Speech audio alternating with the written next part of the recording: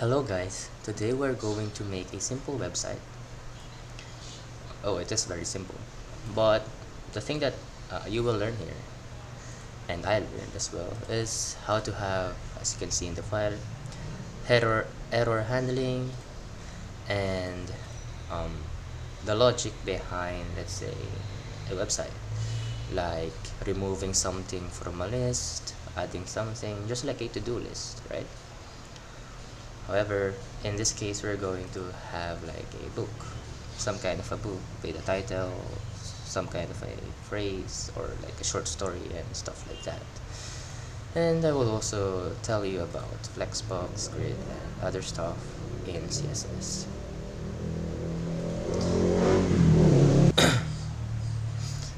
Anyway, the first thing you need to have is, well, an editor, and I choose VS Code for this.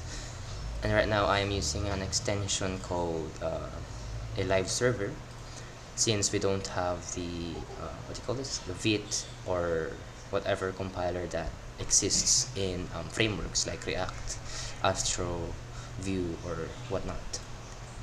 And it can be found in the extensions tab, like I just clicked. Oh wait, oh, oops, let me open the, let me actually show you. There we go, I wasn't actually showing the VS Code, that's my bad. As you can see, we have a file of error handler, book handler, app, which is the main JS file that will handle the logic behind interactivity and stuff, styles, and the main template for the HTML, which is the index. And if you've noticed, is that I put them in the head, although it is good practice to put them in the body, right? Like at the very end. Well, you can also put them in the head because I like putting them there so that I can have, so like I can read them when I like just see the top part of the HTML. And if you notice, I put the error handler at the very top. That is because this file, the book handler and the app.js, will use the contents inside of this error handler. So this is pretty much like importing modules. However, in this case, this is like just splitting all the code into separate parts. So like if this is, let's say, in one script tag, like one inside of a script tag that of course doesn't have source and stuff, then all of the contents here will be inside of the script tag, and the first one, or the top part of that content, will be what the error handler has. So it's pretty much just like compiling, right? But in this case, we're separating them into separate files. And yeah, and I also put defer, because you need to put defer if you put the script tag inside the head of the HTML. If not, then that means this will load instantly. And if you have interactivity handling like inside, then say you want to grab an element, that will not work because the body still has not been loaded by the DOM, only the head when the script was loaded, and that's why it will not work. And defer means pretty much to just defer the load and load it after the content of the body loads. So like all the elements or the UI has been loaded pretty much, as you can see, after the document has been parsed. But before firing, there we go.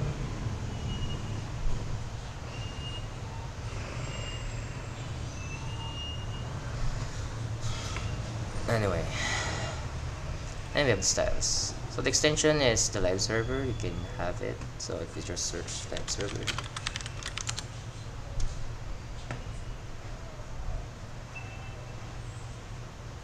there we go. That's it. You just need to install this, and you can click this right here. You can see it here, or you can just right click your HTML element and you can see it here, or just or do the shortcut as what's stated here.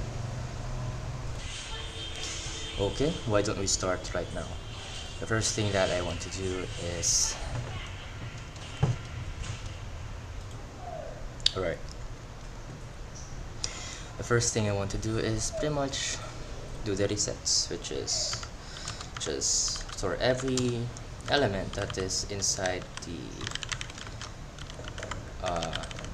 the HTML that this styles is linked to, which is the index right here. We want all of them to have initially a margin of 0. So this is including the body, the HTML tag, etc. Margin 0, we want it to have a padding of 0 because initially the body has a padding, so just like in the website itself. But it can be overridden with these properties, and a box sizing of course border box, yeah. And we want to set the body to a background color. So if you want to make this you know what, let's also make this let's say to have a light and dark theme. And to do that, we can have a root so you call the selector here, which is pretty much a colon and root. So this is like setting variables in JavaScript, and to do that you just need to have double hyphens and then the variable that you want to say white. So you can say white background is equal, or like colon 2, well, RGB 245 250 255 and a black background. So this is the initial root, right?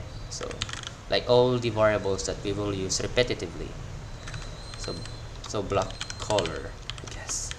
So instead of white background, I'll call it white color instead. So anyway, 50, we have 10, 15, 20. So let's call this white color.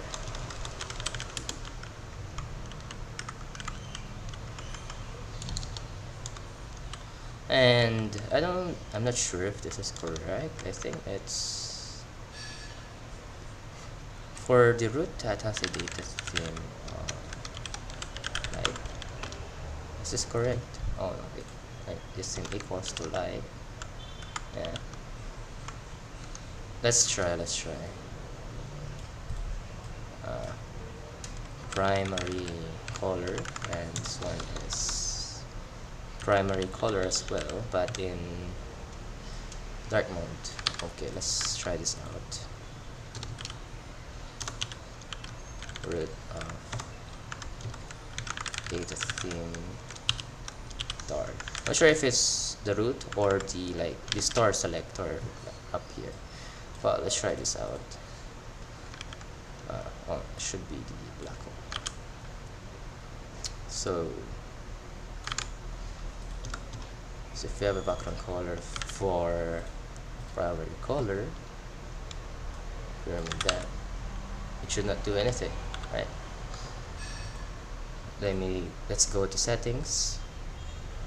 Where's settings? Where is it? Is setting shown? Yep. I'm not used in Brave. Player runs.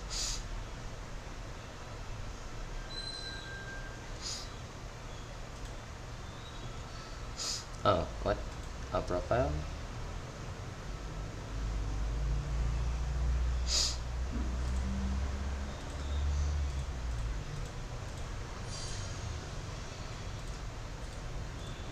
Okay, I'm not sure.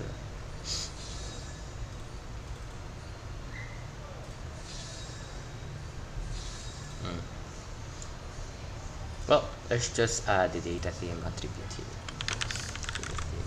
Equals to light to the dark.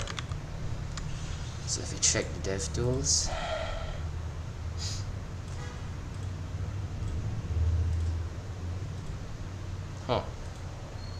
was it not saved? Oh wait, when did we stop the live server? Well, as you can see, it's actually working. So if we have a data theme of dark, then in this root it will have the color of black, the primary color. So if we say light instead,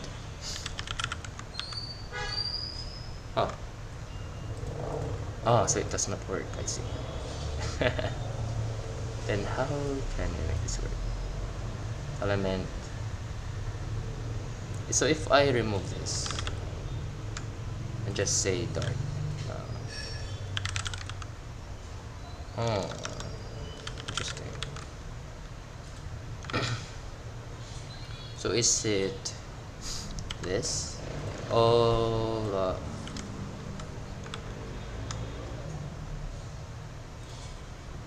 for setting the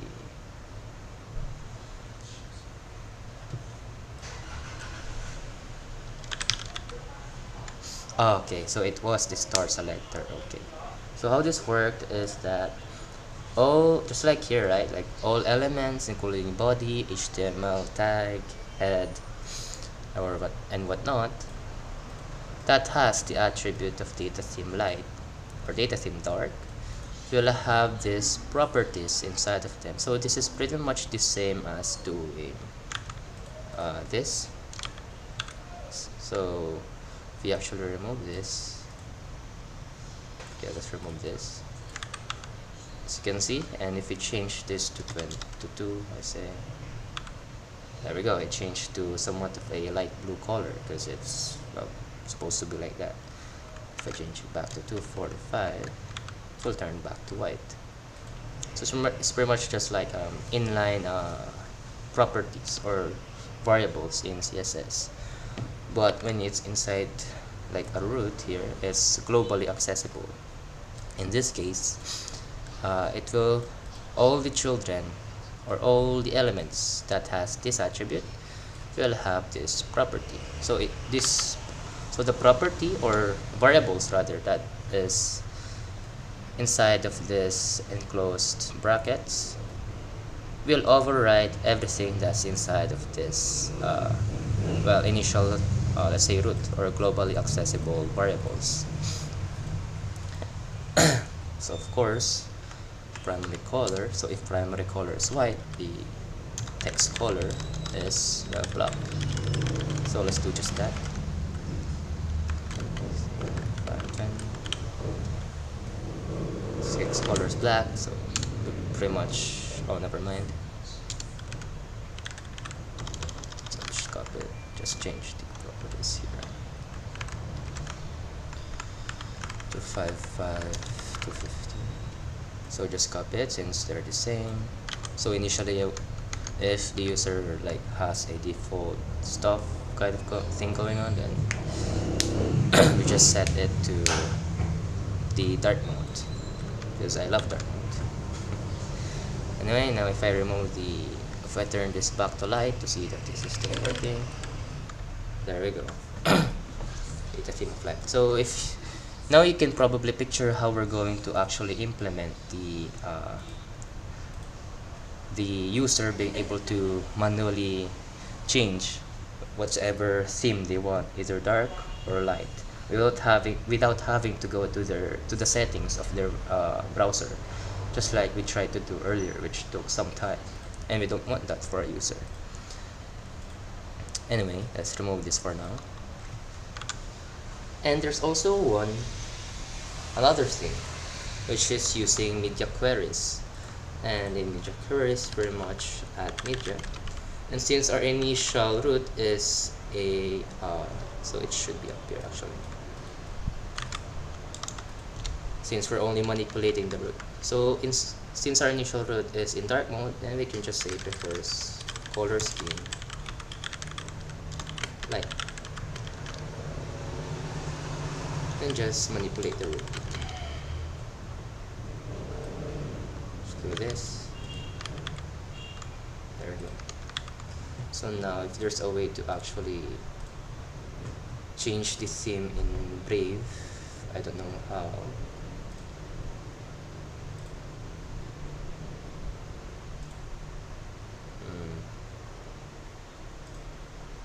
Wait, let's try to open this in Microsoft Edge so we can see how this looks like real quick.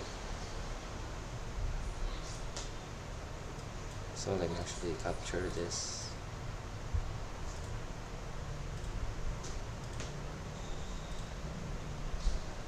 There we go. It's now right here. Just okay, like that. So let's go to the link of this, which is index.html. It's that, and there we go. As you can see, and if we go to settings, we should be in dark mode right now.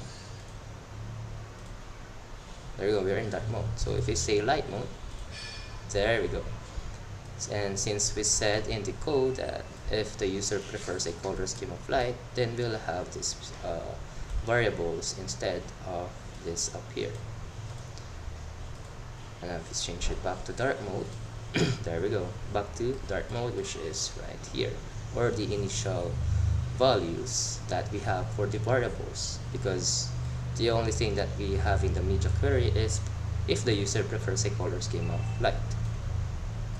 And just like earlier, even if the user does prefer the color scheme of light and they chose to, let's say, turn on dark theme inside of the website itself, then that kind of toggle will, let's say, insert the attribute of data theme equal to light. So if we do that, then as you can see, it's right there. And in Brave, can it be seen right now? Nope. Okay. And in Brave, if we check the console or the DevTools, there we go, the data theme is right there. And if we remove that again, we're back in dark mode. Okay, let's remove the Microsoft Edge and continue on developing stuff. Now that's one thing out of the way, which is how to control themes or light or dark theme in either CSS or JavaScript. Although I will teach you how to have the toggle kind of button in JavaScript later on. For now, let's focus on building the actual, let's say, book kind of website. Just a very simple one. And of course, color will be equal to var of text color. And I want the font family to be specified, which is let's go with fantasy since we're in a book, so why not? I'm sure how this will look like though. Wait, let me actually check if there's a slide.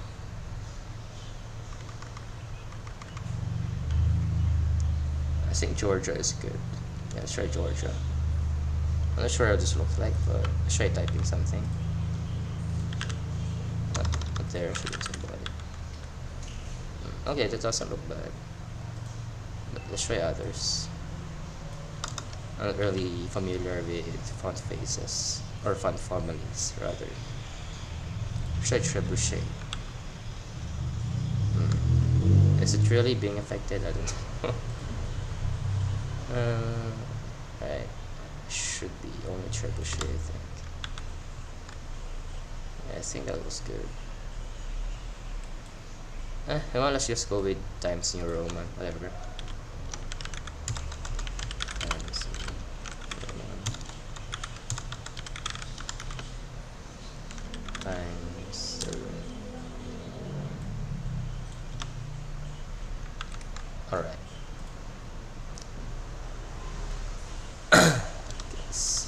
Let's start building the body of this. So what we want is for a user to have,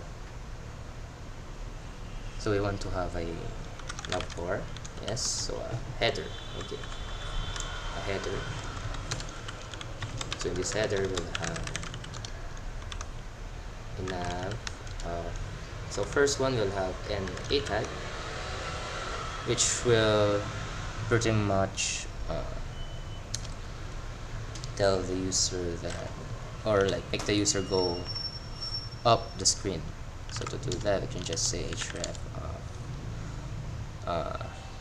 hashtag and title of back to top, and you can have the, let's say, logo here, but in this case we're also going to say book. Then the next one will be a list, which is pretty much just two lists. So First one would be would have an a tag. So I will not have separate a multi-page kind of stuff here. I'll just put everything in one page since it's pretty let's say basic or beginner level, but it's still hard. So say create book, create book. So what we're going to do here is pretty much just in every click of the link, the user will be led to a specific part of the page using a hash. Yeah, I think it's called hash, especially much hashtag. And the hashtag contains the ID of the container that we want to go to. So in this case, create book section, and the title of create a book, and another one down here, pretty much href of hashtag c book, or just say book section, book section rather, title of see books or browse books, and just say here you want to browse books. There we go. This is also a link right now, and let me actually specify this is an h1 tag. There we go. Format that. Let's configure HTML. There we go. Okay, now let's style this number. It should just be a pretty simple style. And I forgot that I want to also reset the buttons and a tags. So a button a input. So this is pretty much a reset so that we won't have this kind of default what do you call this, default styles like a color blue and text underline. So as you can see, actually in the address bar, it's actually being put next to the path right there, which is the file path of index.html. And wow, that's actually pretty good. If it's been clicked, it turns into a darker color. So nice. Okay, let me actually remove the hash. There we go. Okay, I was distracted, so input type of submit. So this is pretty much like if you're creating a book, then you will submit it, say in a form, so that it can be collected by a database or of some sort or API. But in this case, we're going to use a local storage instead, since we're going to focus more on the front end. Anyway, so a border of none. So this is for the buttons and the input elements. And we're just going to go along with the a tag because we're also going to have a color of inherit. Text underline, separation underline, a background color of transparent, cursor rather, the cursor of pointer. Then a budget top highlight, is it called that? Text. So this is for the for phones. Like if an element is, say, in a cursor pointer, it will be highlighted. Because we don't have to worry about that here. And the UL of the style of none. Alright, and the images as well. Will we use images here? No, I think we're not. Okay, that's it. There we go. As you can see, text decoration. Oh, it should be none. There we go. Let's save this as well. Okay, let's get right to styling. Oh, I forgot I need to put a class name. So navbar. So header, the position of fixed with 100%, because if an element is fixed, it will not automatically follow the viewport width. And a padding of,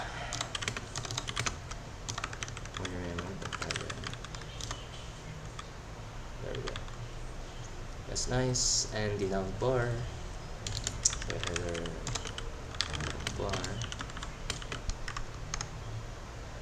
we'll have a max width of let's say 20 rand display of flex.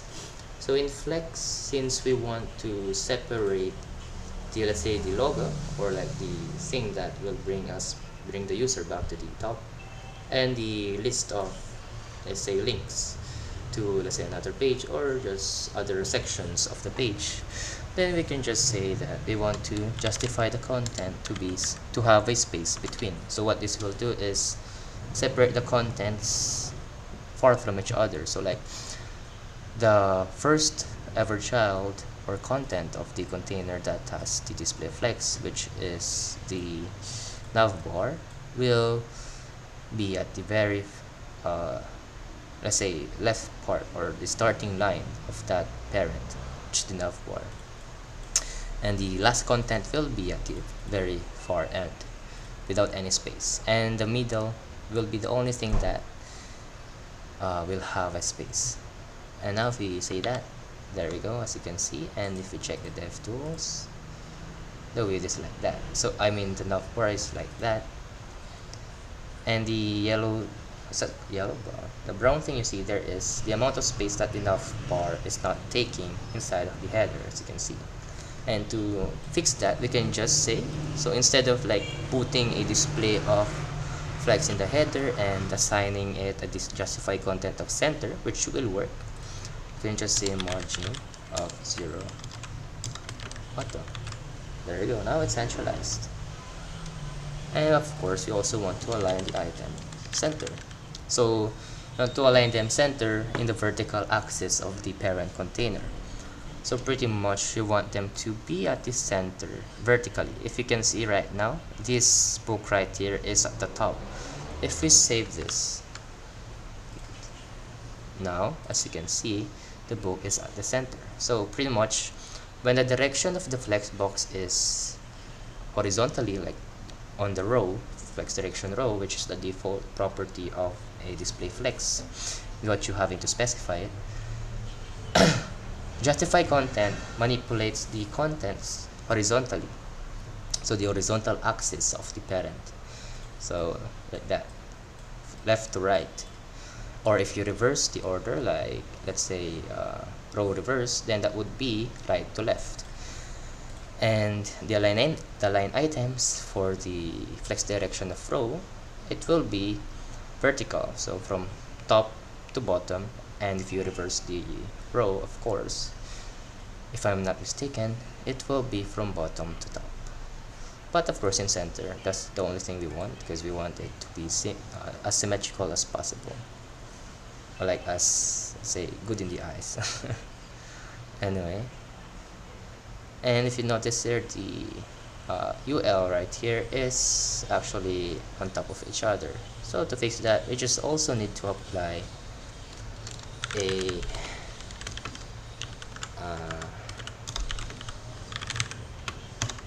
let's call this a display of flex as well.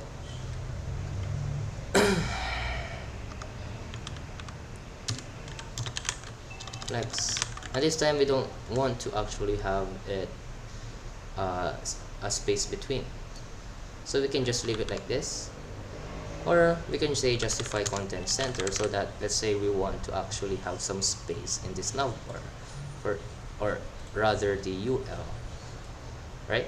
Yeah, so if we want the UL to take some space in this navbar, because let's say flex of 1,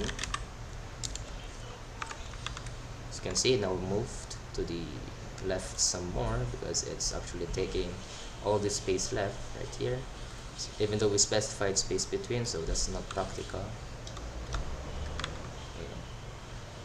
And the content was centralized, but what we want here is to actually give this some space, so you can just say the navbar. So even though they're spaced between, we want them to have a gap, because space between doesn't prevent elements from, say, connecting to each other or being close to each other. So in the gap, just say that we want a gap of 1 mm, I guess. So if you check that, there we go, there's a gap. But if we remove that, it's still there. But if I try to do this, of course it's still going to be there. We actually shorten this. There we go. Yeah, see? But if there's a gap, one rem. There we go, it stops right there. So for this to be more visible, let's make it 3 rem. And there we go, you can actually see the space there being withheld. Okay, it's not shrinking anymore. So space between is only good if you want to separate the contents, but you still have to keep in mind the gap that you want to retain, or the space rather that you want to retain in small devices. So say 1.5 rem, and I'm actually increase the max width here because it's too close to each other. Maybe 50 rem. There we go. So now, oh no, let's go for it. Okay, that was good. Now I want this to give a gap as well. So a gap of 2 rem. And you can actually specify this to just be a column gap. And column gap pretty much means the gap horizontally. And there's another property which is row gap. And you can say row gap as the vertical gap between elements. But in this case we just want the gap really. Shorthand property, so that means 2 rem of column gap and 2 rem of row gap. Anyways, you can see now they're spaced pretty nicely. And now I guess actually increase the padding up here. There we go. Let's press this. Okay, so now I can just have some kind of effect on the hover. So header nav bar, you have .ia over, or when they're nav bar, you I'm also going to teach you about you will also get to know, I mean, the let's say JS way of applying, let's say, interactivities. For example, when something is active, or like when a link, let's say a link points to a certain page, and we are order okay, let me say that again. Let's say a link points to a certain page and the user is currently on that page. Then we can say that that link is currently active. So we can do that by saying either adding a class name of active, so like a that active to get that, or we can just say, since this is for assistive technologies, area, just say that area current is equals to page. But in this case we're using hashes, so I'm not sure if that's correct. So is it? Okay, I'm not sure about that, but just keep in mind that say you have an endpoint of books.html, but in this case we're just going to have one page anyway, and this one will be the current active link by then, and it will have area current of page if we are at the endpoint of slash books, that's HTML. But for now it's like this. So I guess we can just say data class data active equals of true. So we'll give it a color of, so in this case I also want to actually manipulate this. So you can actually separate this, all of this root right here, in a separate file, like say called global. You know what, let's actually do that because I don't want to keep coming back to this. So global.css, space that, and now if we go here, as I mentioned earlier, the script tags, when this, let's say, compiles, although it really won't in a sense because we don't have a compiler here, it will pretty much just be a one kind of monolith of texts or code, lines of code. So since the styles here will use the variables here, then we need to actually load the styles or the content of this style sheet right here. So link rel style sheet before this style sheet below. Okay, anyway, so href of There we go. So now if we actually, maybe let's do this first. As you see, it's right there. And if we say body data theme of light, it's still working. Okay. Oh, okay. Wait. Alright. Let me specify the color of red. Do I want red? Okay. Do I want red? Okay, let's go with. Yeah, sure. Let's go with red. Link active, I guess. Number CD201. No, I think that should be in light mode. Oh, this is light mode. Oops. Okay, in light mode, I want it to be at red because it's, well, very light and stimulating. And in dark mode, we just want it to be relaxed. So I guess, what color?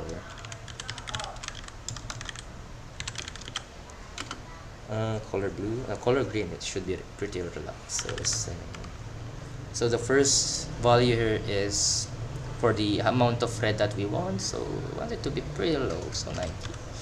In the middle would be the amount of green that we want. So we want it to be green, maybe 179. And the third line would be the amount of blue that we want for this color, and let's say 160. And there we go, we produce a gray color. Wow. Oh, never mind. We produce something along the middle. So if you actually reduce the blue color, say 80, there we go, it's green. So it's moving in this direction. If you can see here, when we move to the red, it's actually moving to the red. You can see here the left side is increasing and decreasing as we move to the color blue, and the color blue is increasing as we move to color blue, and stuff like that. So yeah, let's make this 19, and that's right there. There we go. So now if we say var of link active, we check here. There we go. When we hover, and this is not affected because this right here is actually an H1, and check, there we go, and this one is purely an H1. Oh, right, forgot to mention that we're specifying that only those inside of the header, the nav bar, and the unordered list. So never mind what I said earlier. We're only specifying that all those links that is inside of the unordered list and the list element tag should have this color when they are hovered over or when they are active, right here. Alright. So now let's create the body, or the main content rather. So we have a main, and in this main we have a div with a class we have a division of tag that has a class of create book contain create book section rather.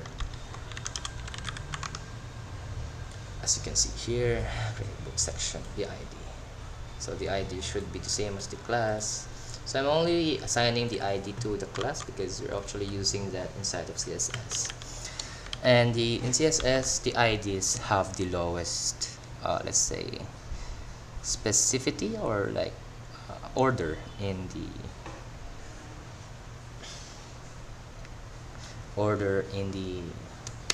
say application of styles. So let's say we have an ID right here. Let's say we want to give the color of red. So you know what, let's do it right now. So create book section, right? So say the ID of create book section, we want to give it a color, background color of red, and actually give this a width of, for now, there we go. But before this, like right here, since this is CSS, it's cascading, we should this pardon me, this color right here, or this declaration right here should override rather the declaration up here, whichever property that match, which would be background color. So if we say background color blue, oh, hmm,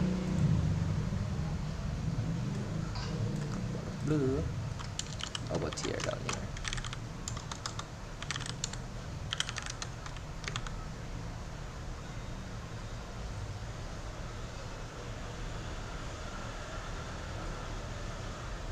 Oh, okay, so I actually got the problem mixed up. So the problem with using IDs as a selector is that this has the most specific, let's say, this is the most priority rather. So I got it all mixed up. So that means even if we want to change it later on, for example, we have, although in IDs, there can only be one ID.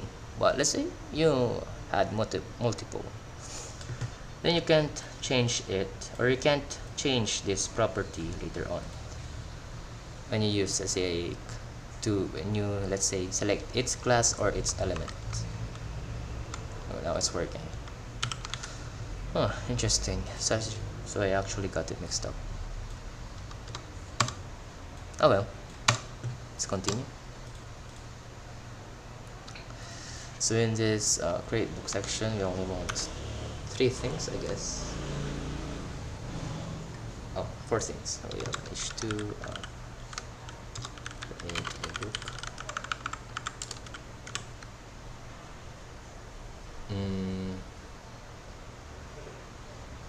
And the form actually. So this form just takes 3 elements, which is the first one. Of course, we need a label for that,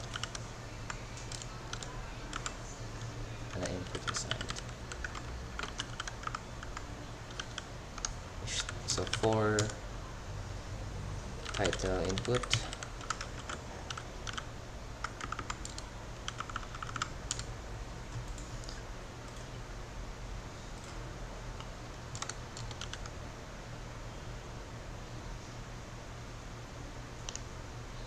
okay, type of text, title of enter your book title, placeholder of title of book title of book rather, title of story. Okay, I think story is better. So, title input, and there we go. Should I save this? So there we go. And let's give the main tag a padding. Say padding 5 and 1 rem on the sides. There we go. So just above this header, let's see. Yep, there we go. And we want this to be centralized actually. So another way to centralize things is or divs in that regard, is to just say display grid and place items center, or you can do the flexbox way, which takes more properties, but it still works, or the margin of auto as well. So like the children of main, the direct children will have a margin. So since these direct children will be the containers, margin of 0 auto, and it does not work. Why is that? That's because this is a div. So all the direct children also have a width of clown, say 12 rem, calc 1 rem per 50% of the increase in its parent container, and 3, 4, 50 rem max. And in the div itself, which is the create book section, div this is where we can use that display of grid. However, we actually want to make them into a flex box because we have children here. So you can just say display flex, justify content center, and align item center. Oh, there we go.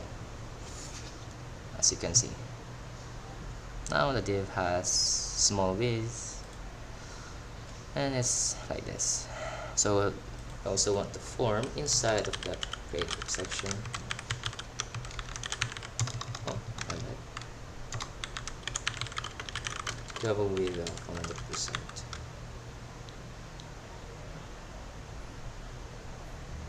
Oh, well, that's my bad. It shouldn't be display of flex actually, because we want this to have a width of 100%, right? Just want this to a text align center. There we go. And to actually separate this, we can just say margin left.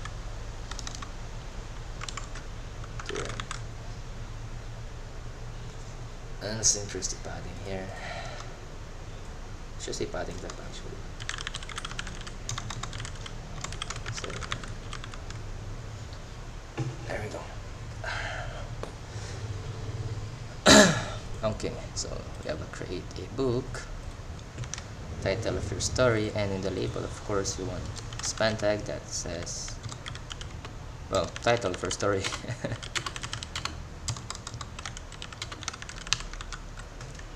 There we go, and we will fix that later. Why it's beside that. Anyway, we need more labels. This one will be the text area.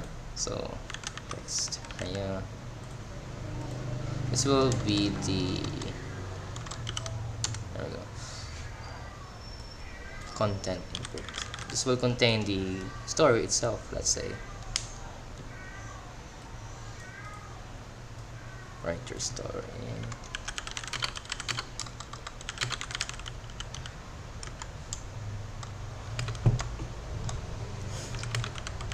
Just a simple input and stuff.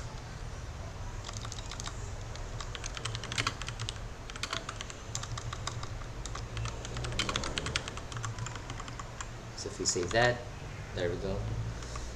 And for the last one would just be a simple input, the type of submit, and the value of submit, and a disabled, because we want the user to only submit the contents when the user has written something. So in the first load of the DOM, we want it to be disabled, and the title of let's say save your story. Pretty much means save your story in the local storage. Okay, there we go, type submit, and we actually resetted its, or removed its, initial styles, which is right here. Right here. There we go. Okay, now let's make this look better, just like we did in the header.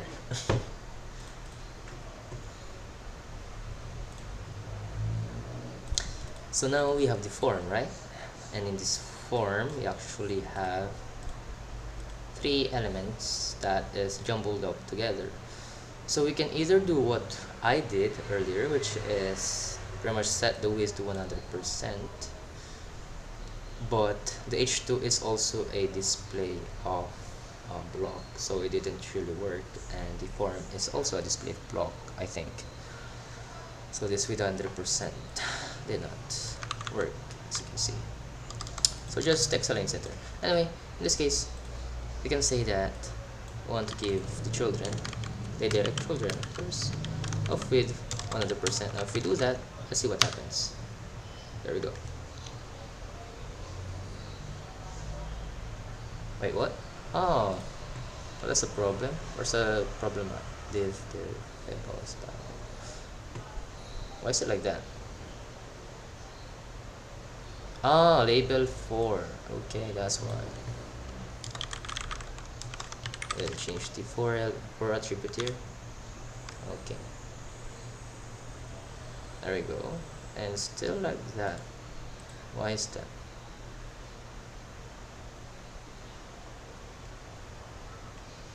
Hmm.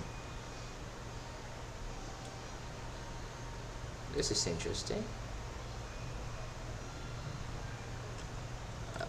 Huh. I set it with 100% of the parent, but it's not working. So maybe all the children.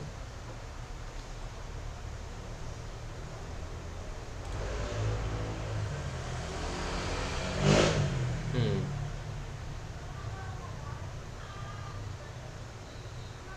Because if we do the arrow one, it means all the, let's say, first layer children. So like all these three will have a weight of 100%. But if you say this, then also the children, so everything, like all the let's say branches or children will have the weight of 100%. This, as you can see, and this as well, as you can see. Like that. Oh, I see. That's why. So why is it not? Oh, is label a display of inline? Let's try label display block. Oh, it is a display of inline. That's interesting. Well, that doesn't really matter now, I guess. Oh, I didn't know that because I always apply the property of flex in labels because that is also what we're going to do now. But this is very interesting. I see. So that was why it was not working. So now it does, and if we remove this, there we go, still the same. So now all the direct children will have a width of 100%, including the input, of course, right here, as you can see. And do we want that? Yeah, sure, let's have that. Okay, so now let's change the block to flex, and this one will have a flex direction of column, of course. Oh, no. And there we go. Remove that. It will be wrong. Add that. It will be like that. Now, you can see that.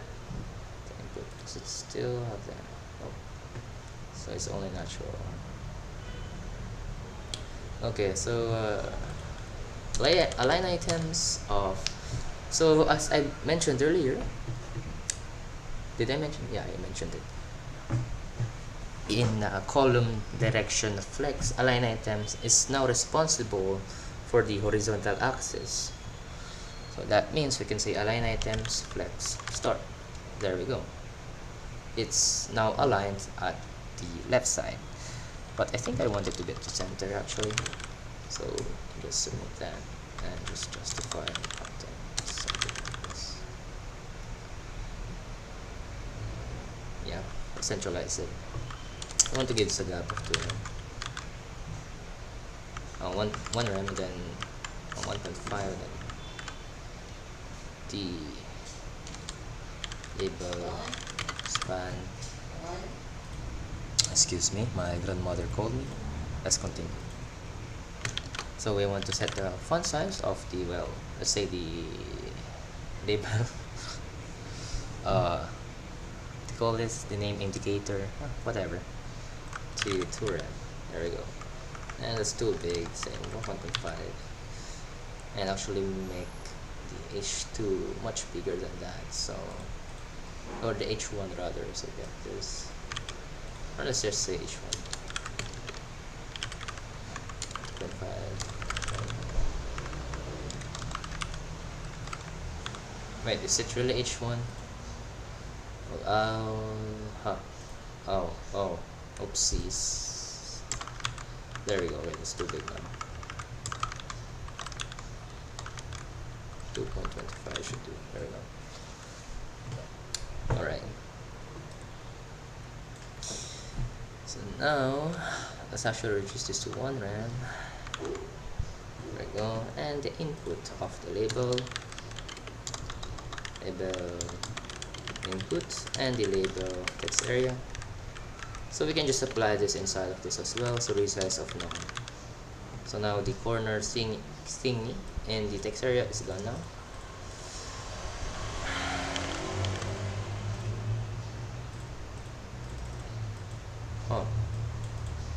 Alright, we need to specify the width. So width of 100% and a padding of, oh no, not 100%, width of 90% of the label and a margin of 0 auto to align them at the center. Or we can just say align item center since they are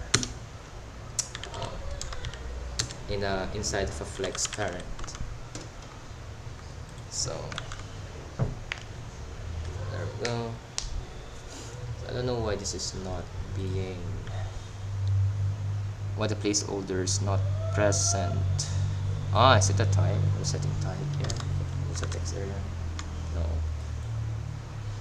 No. Interesting. This text area should be working. Like the placeholder is not there at all. And we can type anywhere at the start, so that's the problem. It shouldn't be the case, really. Title. There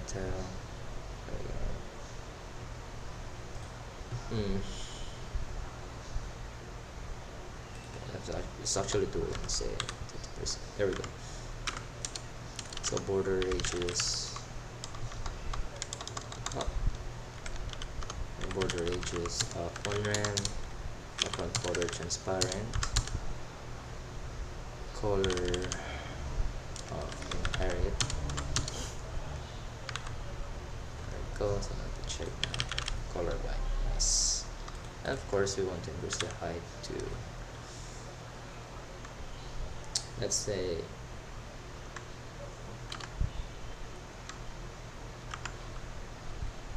rem. There we go. And then padding of 1 rem, 0.5 rem.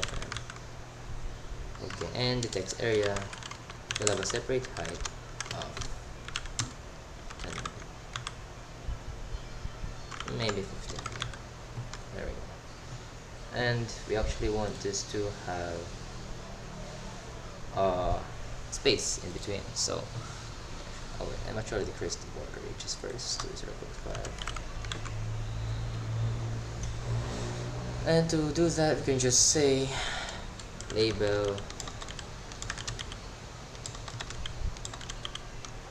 nth child or nth of type, but in this case we can use nth child. So nth of type is pretty much the same as nth child, but in this case we're looking for the type of element, so it will ignore other children that has a different type. So let's say we have children of labels and one child that is the input. It will ignore the nth of type 3 because there's no third type in those two labels. Say 2 and the margin top for that is 2m, I guess. There we go. As you can see, it worked. Alright.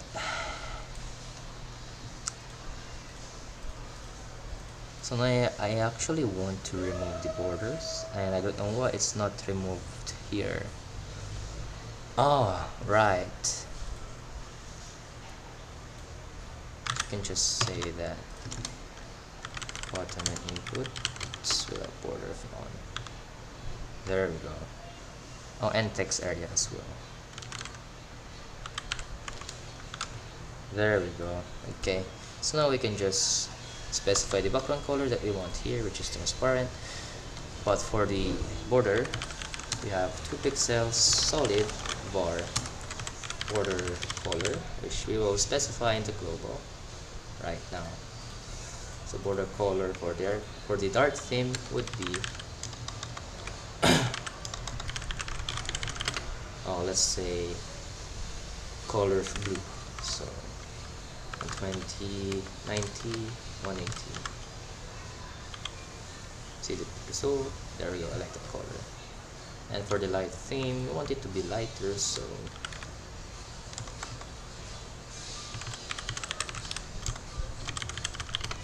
see 40, 150, 100. Oh, it should be RG. 50, 100, 200. Oh, it's much lighter. There we go. Oh, why is the background color still applied here? Really specified it to be. Ah, never mind. So you can just say.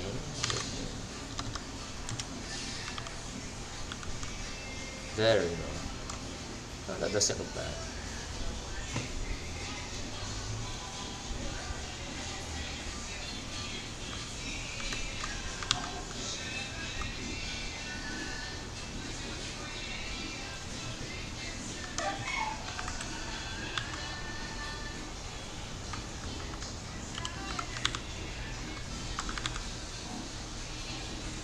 Okay, that's good.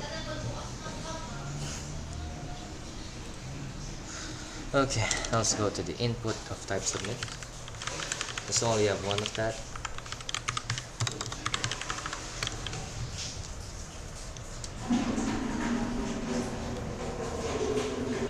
Okay, we want to give this a style of just a simple one.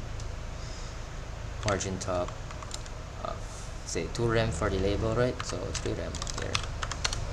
Padding 0.5 rem and nothing. It's still only just like for everything.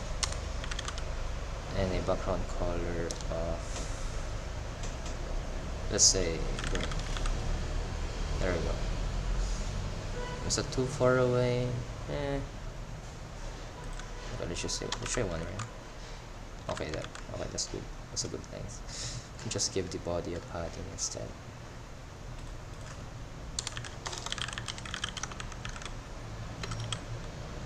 There we go. There we go. Okay, so that looks good to me. Or never mind, we should give it to the main element, because now the navbar is actually following it. So padding bottom 2 rem. There we go. Much better. Alright, I don't know why this text area is doing this. I forgot the property to actually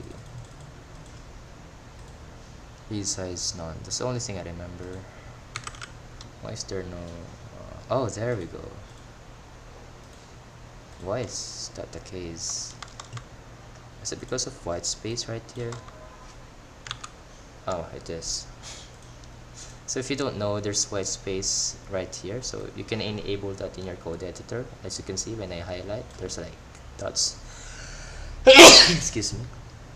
There's like dots here, and those are white spaces, and of course that's included in your let's say code base. Like this also has, I say, kilobytes or bytes in that regard. Anyway, so it's a border which is 0.7. Increase the padding, vertical padding to 1.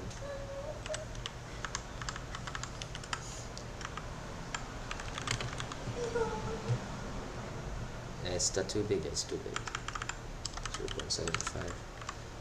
And text transform to uppercase, font size of 1.5 rem.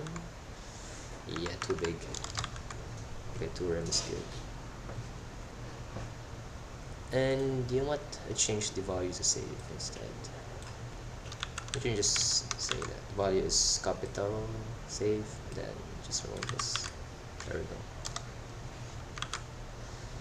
And of course, on hover, you can just remove. You can lessen the opacity of this a little bit, so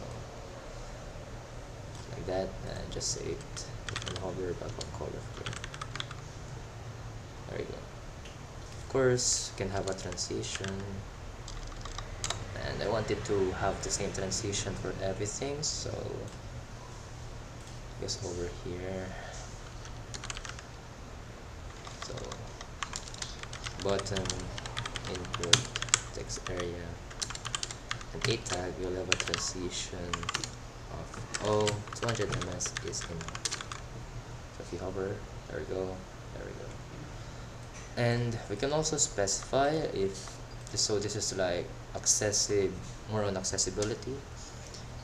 So if you recall that the star symbol indicates all the elements inside of something, and if we declare it outside, then this means that all elements inside of the HTML, or like HTML sheet rather, so like everything that required. So you can say that add media prefers reduced motion. So this is the syntax for a media query of whether a user prefers reduced motion. So everything, including the pseudo elements of before and after, because they are also considered as elements, will have a transition duration of 0 ms and an animation duration of 0 ms. And we should say important. So this will take effect no matter what. And for the end as well, scroll behavior to be of auto. So we're going to specify, and I forgot to specify it, of smooth.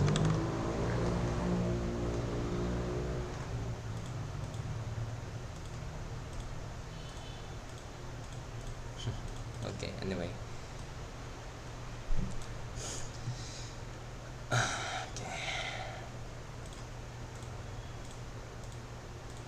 Okay, now let's build the functionality for this, since this is already good for me. Let's go to the DevTools. Okay.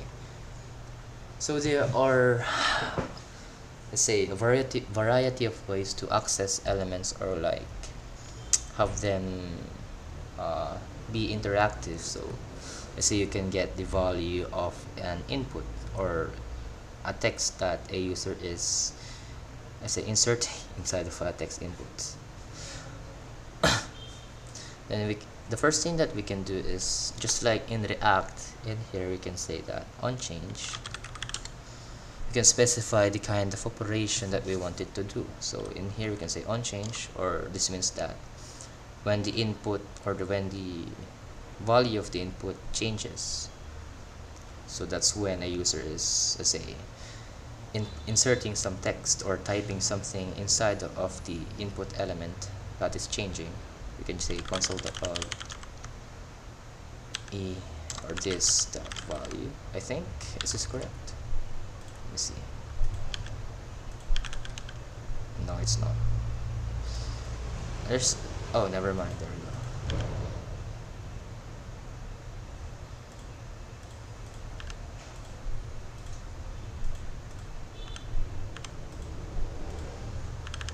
That's interesting. It's only console logs after we... Oh.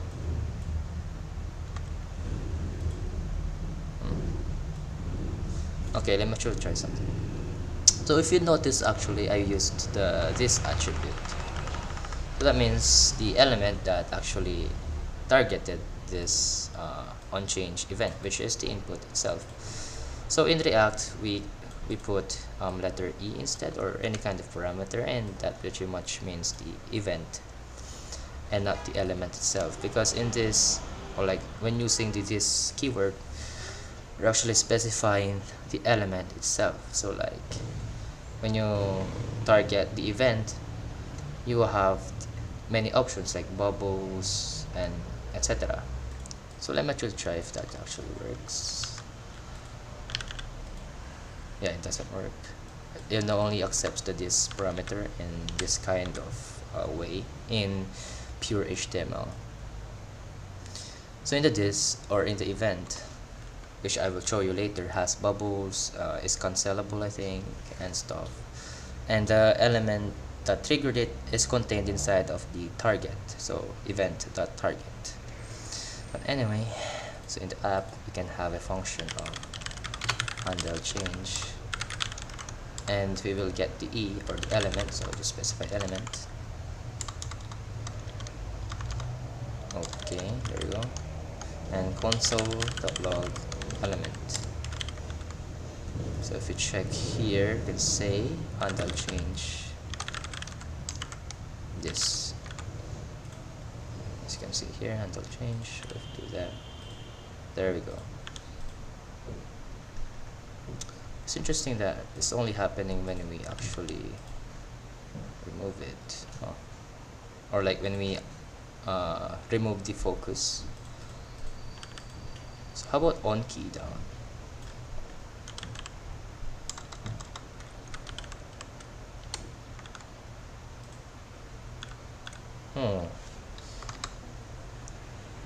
That's interesting.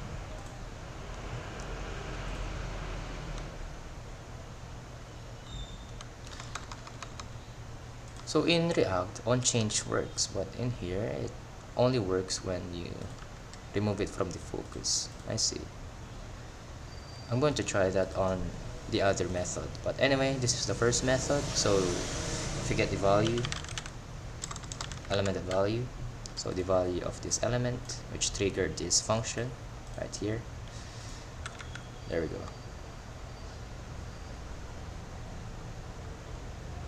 Oh.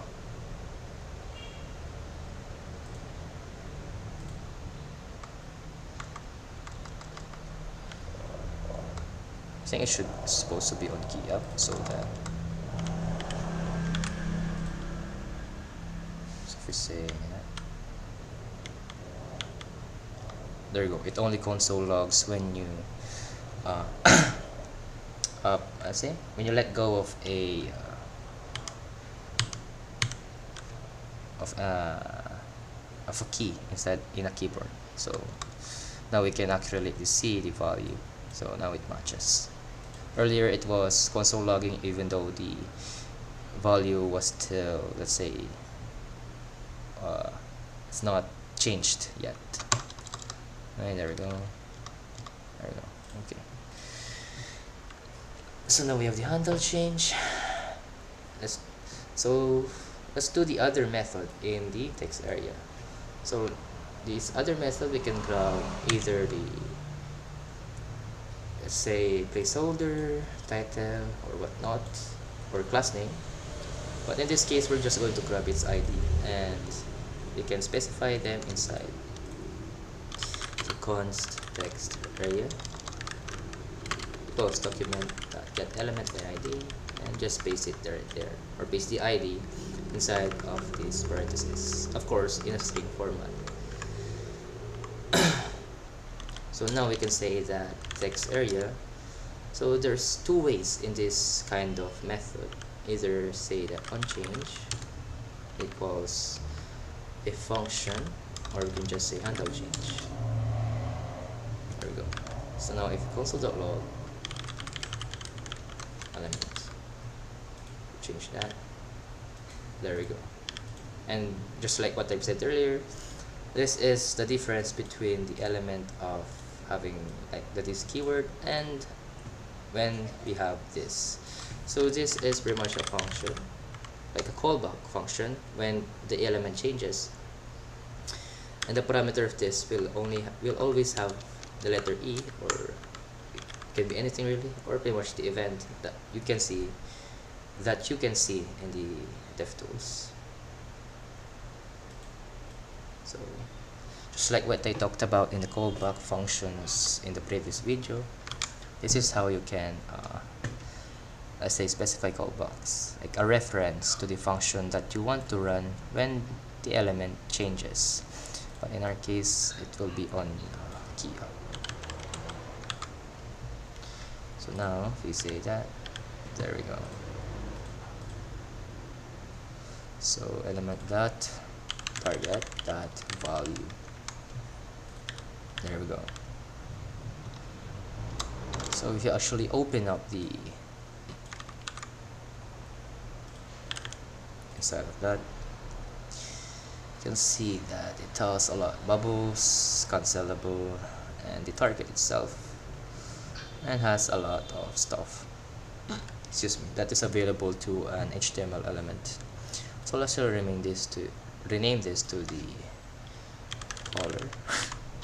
This just makes sense. And if color.target does not exist, that means this is a, let's say, the first method that we discussed.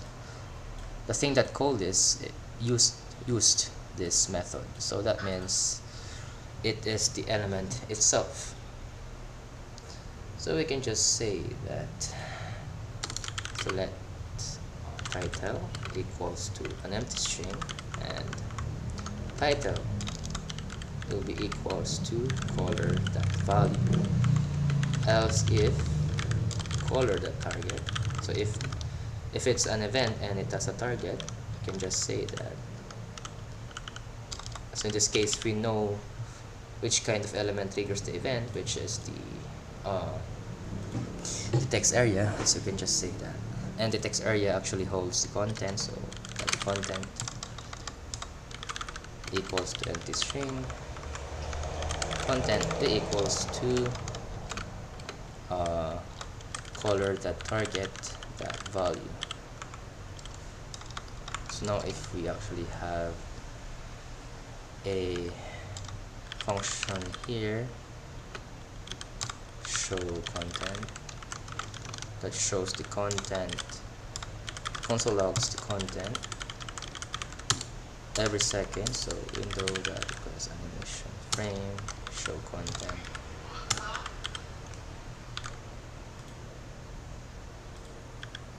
Okay, never mind, wait. There we go. Okay, show content. There we go. So that, there we go, the content changes. There we go. Nice. So now we know that this is being changed. See that every time we change the value of the text area. Let's move on to the next step, which is when we submit the form. So now let's move on to the second way of the second method. For now, we can have the ID of save story.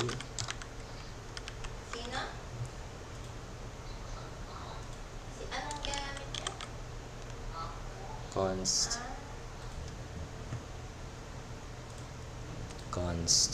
save story, get element by ID save story.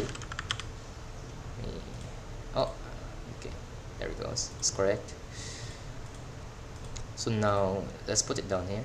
So save story, add event listener, submit. So the one way is that we have on key up, so like dot and the method. So on submit, as you can see, it's also there, but in this case we have an event listener that will have a callback function of handle submit, and will take on the e or the event parameter or value. Now we can say handle submit, and of course we just want the form to prevent its default behavior, which is for it to refresh and, let's say, redirect us to the contents that we provided inside of the input right here. So we just need to prevent the default, and if we console log title, so we have an object here, and title is log title and content. So if we, why is it not disabled? I think you need to specify that it's true. Oh well, say that hurry and misfits Monday. Should I say that? Oh, okay, it's disabled. Oh, okay, let's actually specify that in the styles then. That's my bad. So a button of disabled, an input of disabled, and an a tag of disabled will have a background color of, we'll have a color of gray rather.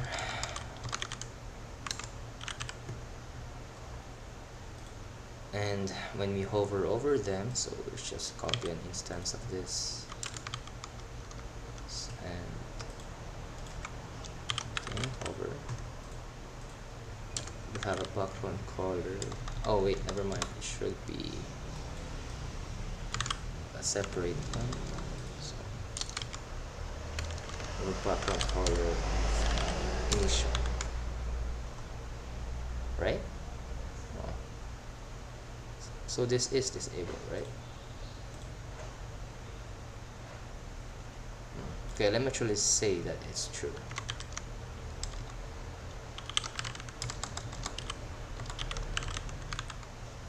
Oh, interesting.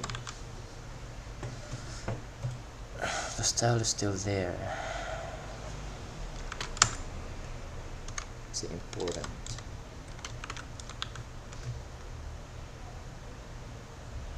Ah, there we go. So it's saying that the initial value is actually we don't want that. Uh-huh. Okay, let's just say the button in actually.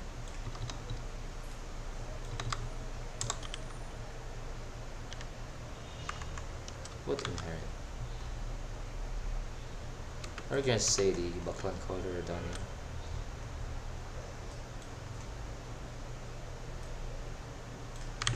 And yeah. So from earlier we have got this, and then the disabled over. So what you want is to have a cursor of default. There we go. Now it's disabled. Okay. Why is that color gray not working then? Interesting. Ah, because I didn't say important. There we go. Okay, so now it's obviously disabled. Okay. So now we have a listener, right? Like on change here. So to actually make this dynamic, so like we want to enable this when we fill up the form, let's say the contents. You can say that every time we change something like on key up on either of this input or text area rather, let's say that if title and content change, or let's say enable button, or let's say yeah, enable submit, else say disable submit. So you can specify it up here, function enable submit. First let's grab the input, const submit button, get elements by ID, so let's give this an ID, submit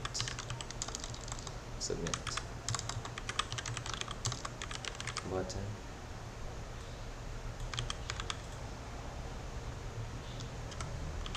there we go,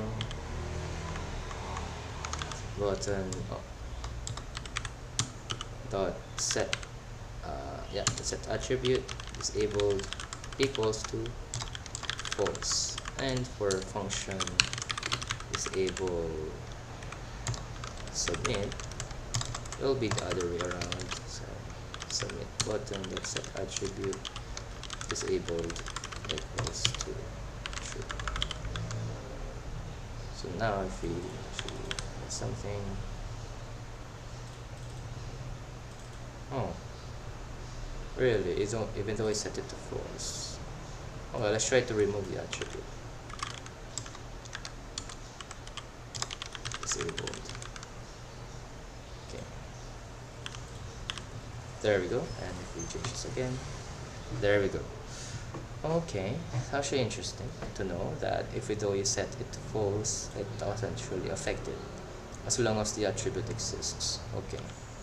So now as you can see, it's working fabulously. Like even if one of this has a value and yet the other does not, it will still be disabled. pretty much requesting the user to actually put something before they can save it.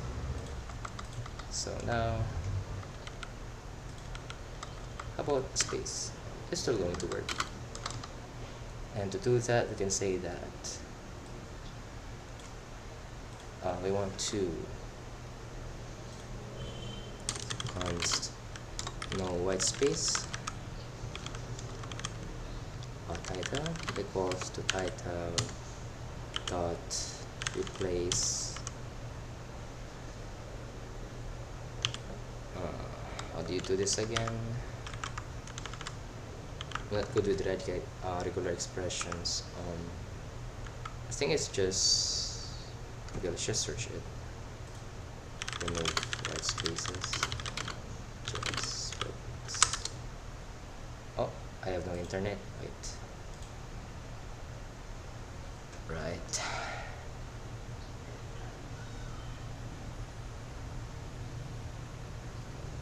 Wait for a moment.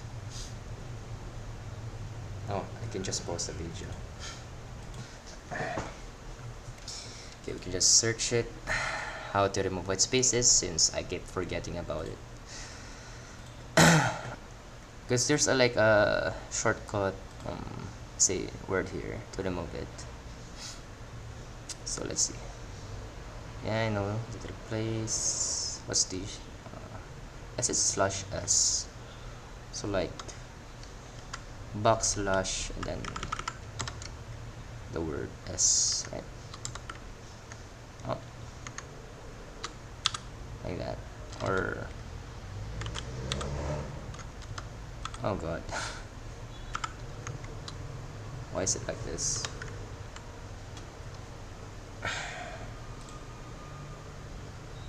Yeah, so I was correct.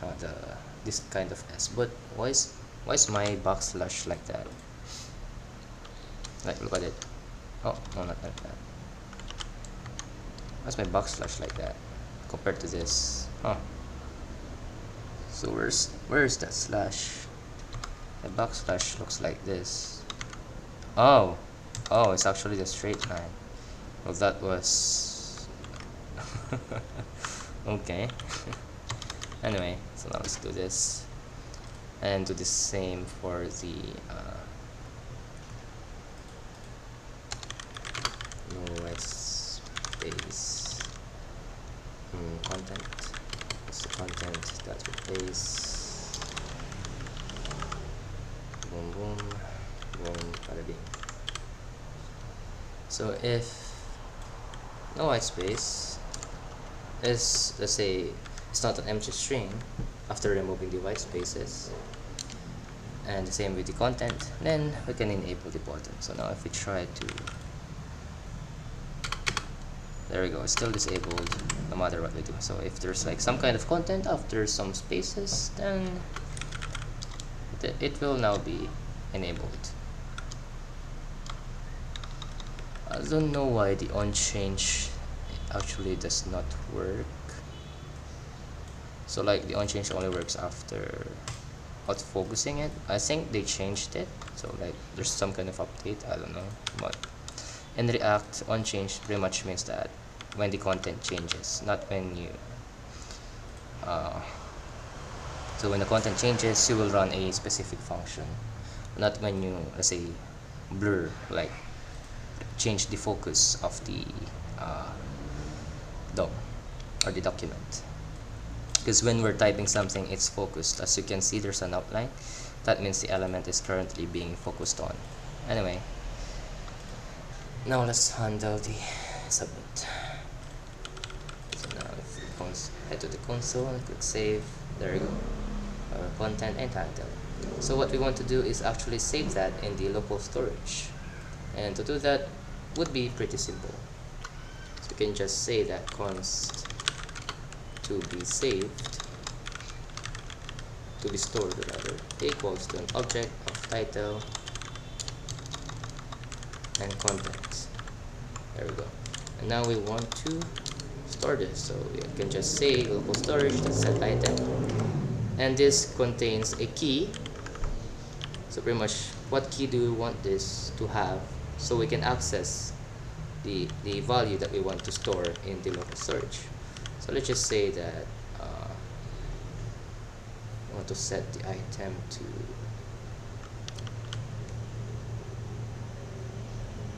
for now, because we will change this later on. For now, we want to set the item to story. Now, after this, it takes the value. So, since as you can see, it says a string, so obviously, an object is not a string, neither is a boolean or whatnot. You can say that we want to stringify it using the, I think, method or function of json.stringify, and we want to stringify the value that we're going to store, which is the variable to be stored, and it is an object that contains the title and the content. So now if we head to the sources, right, no, network, no, application rather, there we go, and go to local storage and go to this, which is the website itself, and try to save something. Let's say the massacre bird, I don't know. So let's save that. As you can see, it's now placed inside. So one thing to note is that when the key is the same, it will be overridden. So one thing to avoid this is, since we're only going to use local storage in this website, is to have some sort of unique identifier. And well, we don't know what unique identifier we're going to get, right? So oh, we do know it. So we can have a special library called UUID, but in this case we're just going to implement our own, which is using indices rather. I think it's much more simpler to use UUID. Okay, let me show you two ways. So which is the UUID and the way that I'm going to show the basic way, or the, let's say, beginner way, which is not really viable. So let me install the UUID. Is it UUID or UUID v4? I think so, UUID v4. Let's see. Okay, it's correct. Alright, we can't use it inside of modules, can we? Because UUID equals to require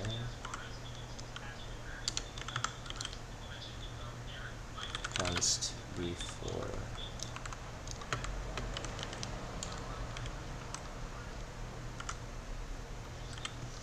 Is this correct or what?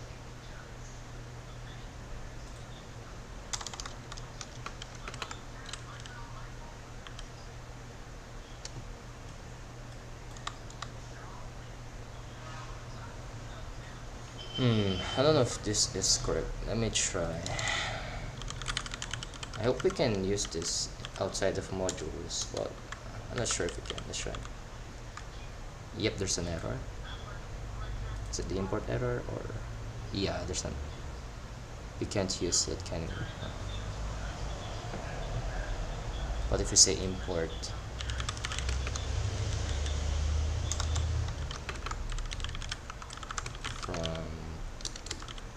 Can't use it as well.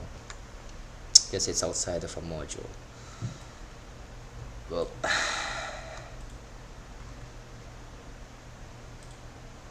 let's try to have a script here. So module.js. So that. Let's see if this will work. Script. Therefore, type module source.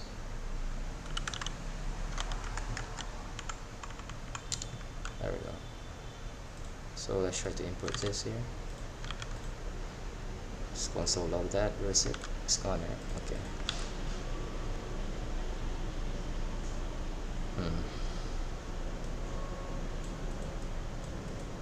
So it's correct. Now it's a module. But see. Yeah, it's not found.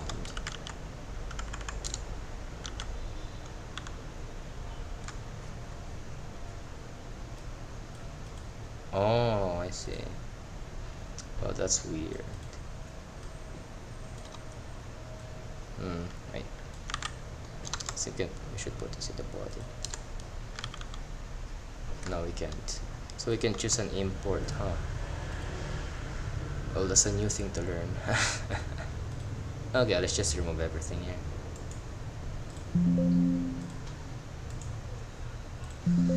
Okay, let's do the thing that we're supposed to do, which is a beginner kind of thing to do, since this is a MIME type. Okay.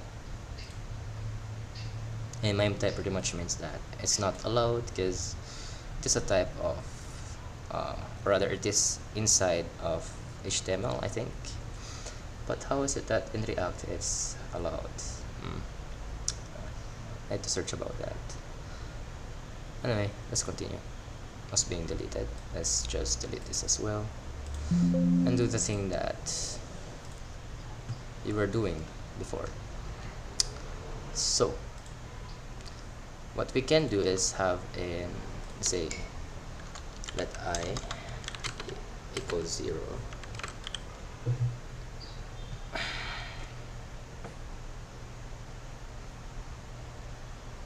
Right? Yeah. So we can have an I equals 0.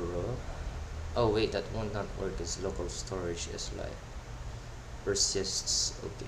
So what we can do instead is, when we submit, we can get all the items in the local storage, right? So const items.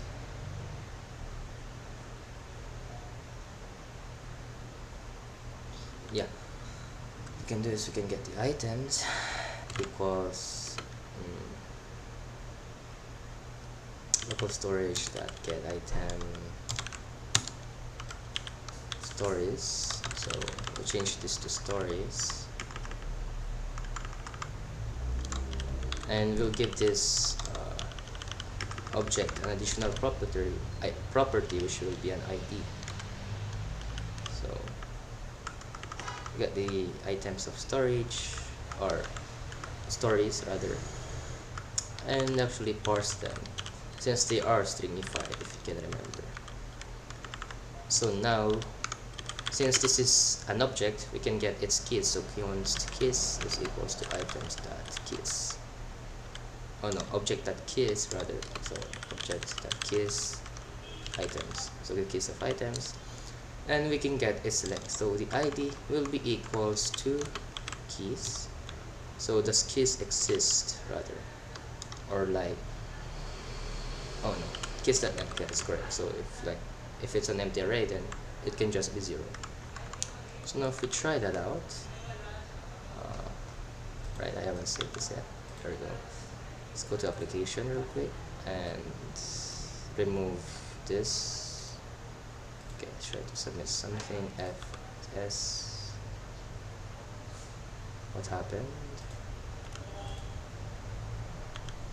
Right, I haven't prevented the default. So before performing any operation, always prevent it first. Okay, let's try this again. Oh, it's not working.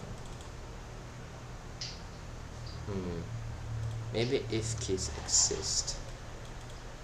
Does keys exist? Then keys dot.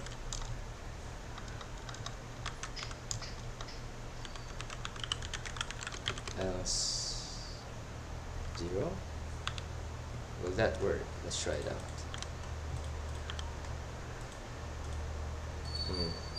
See the error? Oh, I see over here. Okay. So what we can do, I think, is wait. So we can get the items first. So const, let's say get data, second,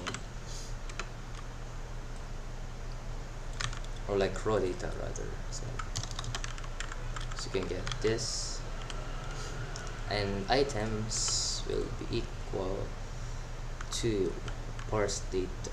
So first let's ask if the raw data exists, and we can just parse it, the raw data, else it will be undefined. So if there are items, I can just say we want to get the keys, else we can just instantiate this as an empty array. So now if we check this out, this should be working. So one thing is that this is a ternary, is it ternary? Yeah, ternary operation, I think. So like it's like an if-else statement, but only takes an if and an else, and it should be in one line. However, you can actually separate it, but you should not put anything in between, right? There we go, colon or whatnot, just question mark. So we have, let's say, the if condition here. So if the data exists, so like raw data, is it not undefined, null, or an empty string, or is it not false? Then we want to get this right after the question mark, and the colon means that else this will be the value of this variable instead, because we instantiated it or initiated it after the equal sign. Okay, so now let's see if this works. There we go, it's working. And if we add another one, all right,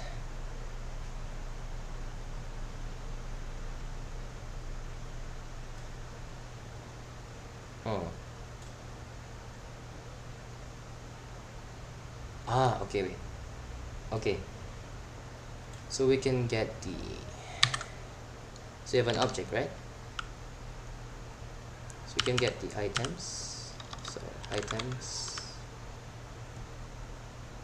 it should be an array. Okay, so we have an array, and we can put the items here, yes, and then an object, which will be the new object.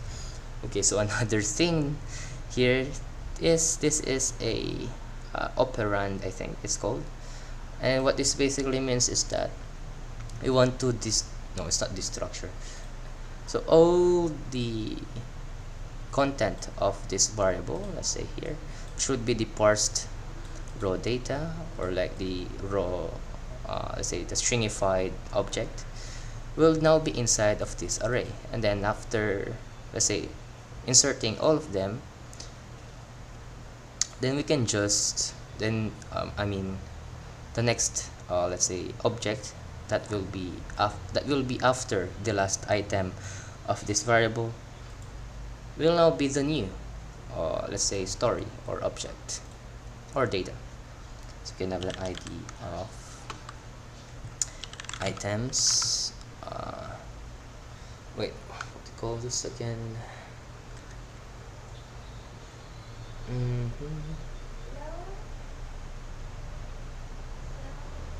So this is also getting items from an array. So to get the last item from an array, we can just say items, and the length of that items or the array minus 1. And then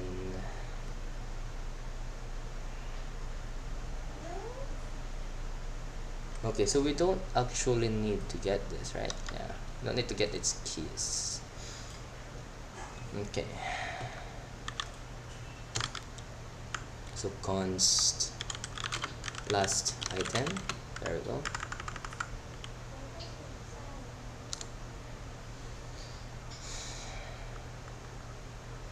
So if this items is actually null, so let me just say,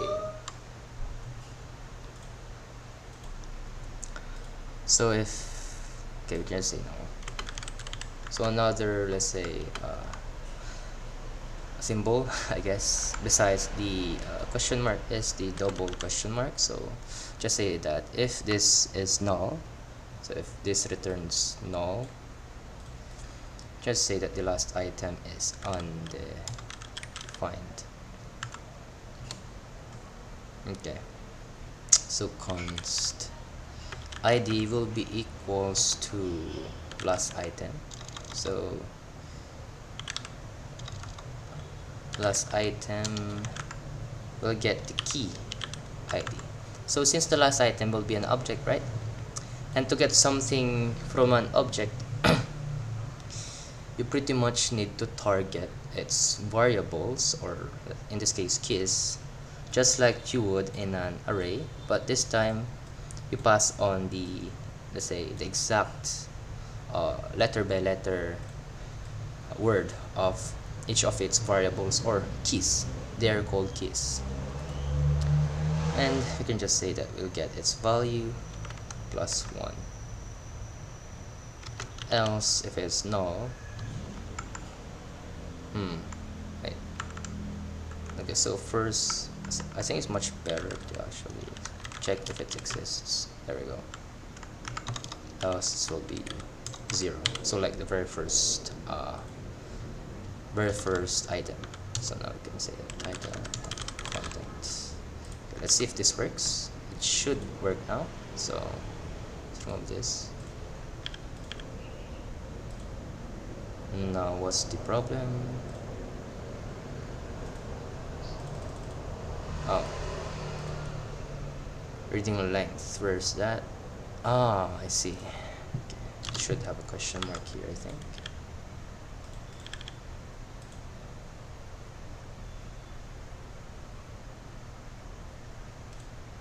See, none. Oh, I see, because this is null. Huh. So using the ternary operations actually much more optimal here. I see. Okay then. So this question mark is pretty much kind of the same as this, but it's more used on, let's say you want to map through something and you're using TypeScript specifically, and this one can either be undefined or it can have a value. Then you just need to use a question mark to avoid the, let's say, error or warning in TypeScript. Anyway, now let's try this out. Should be no error anymore. Now what? Ah, I see. So we can have a statement here. So if items exist, else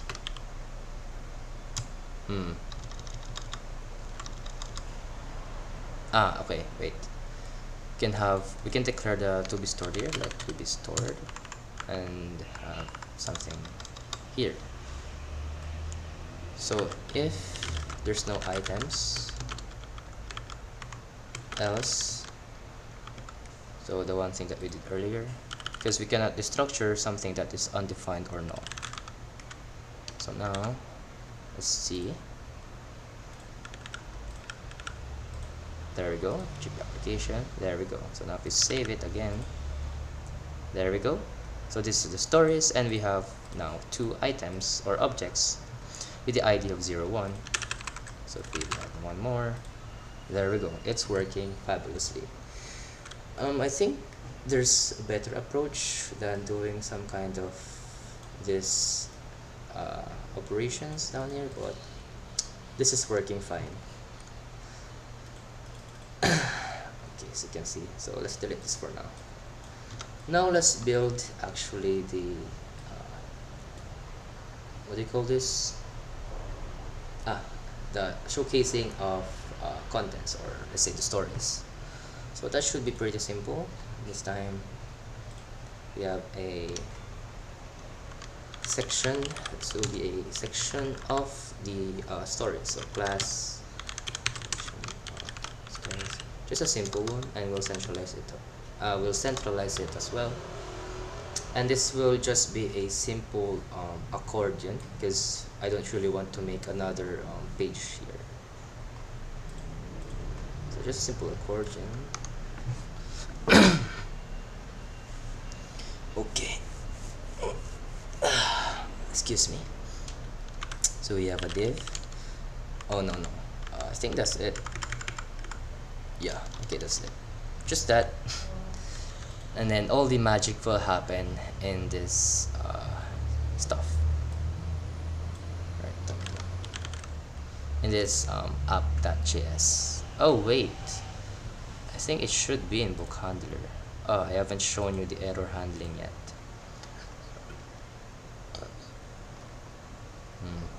Error handling. And we are already preventing the user from submitting something.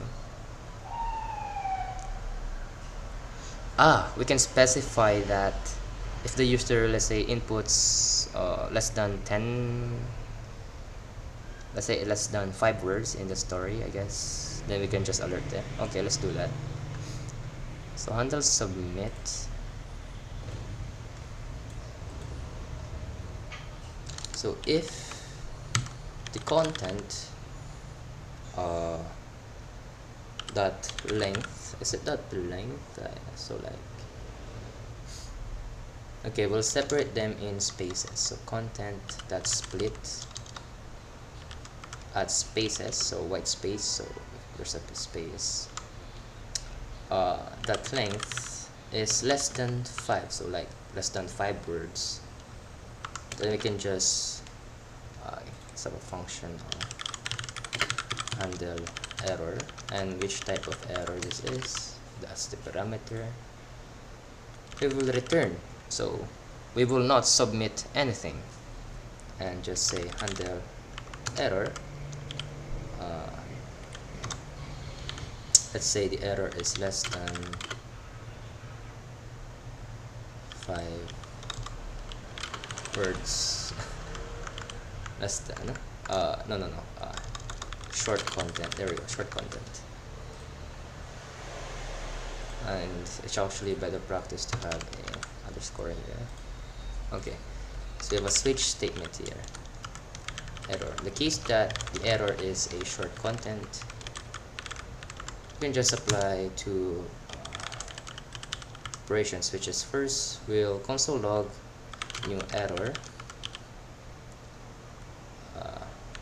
The story provided is very short, and alert the user as well, so because they will not open the DevTools, will they? Or just prompt, I guess.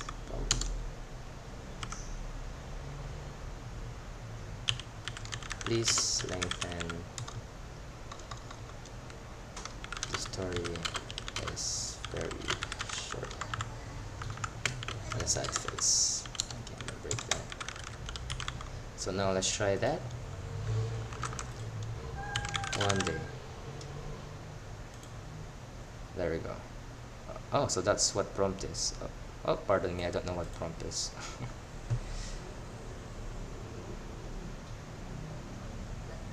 Oh wait, okay. Const error construct.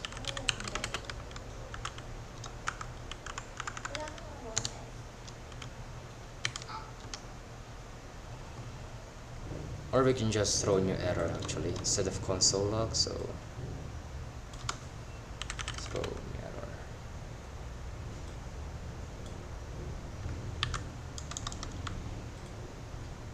I see.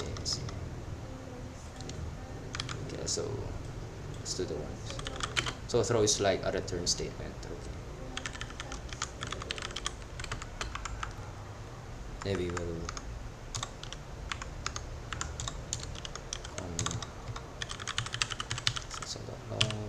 error construct.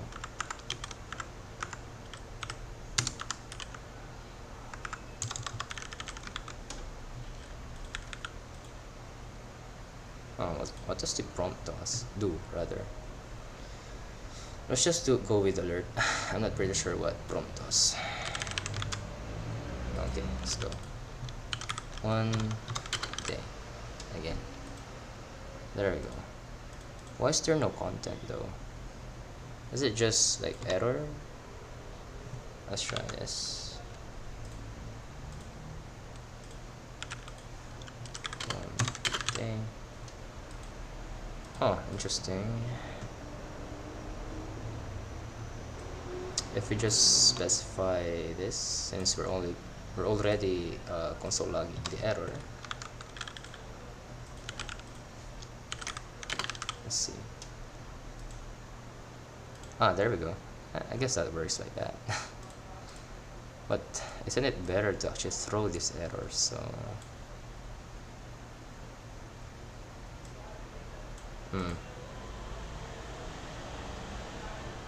I guess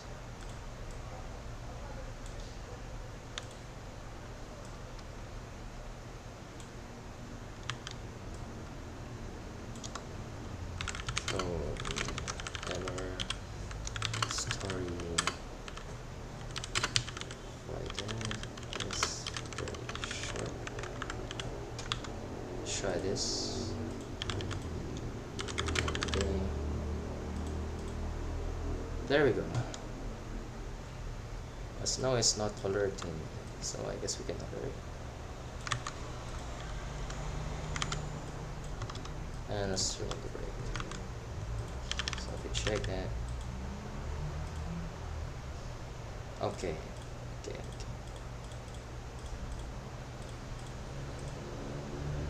And if you check the application, it's not saving it in the local storage. But if we say have 1, 2, 3, 4, 5, there we go, it's saved. Because now there's 5 words inside of the text area. Okay.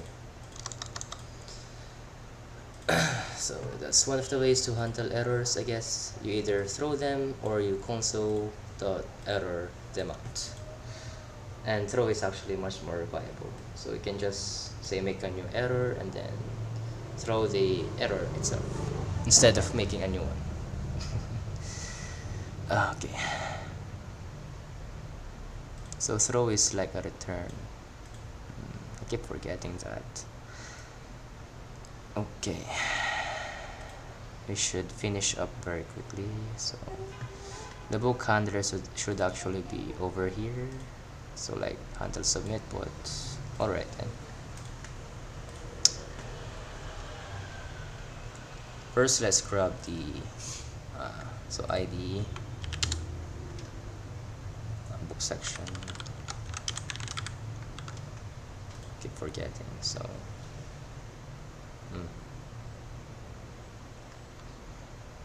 oh, you know what?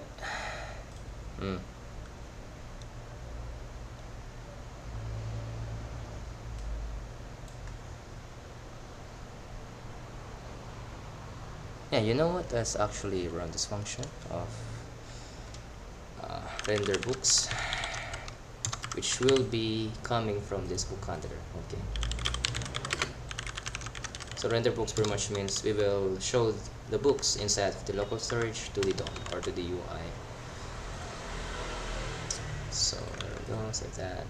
So every time we submit,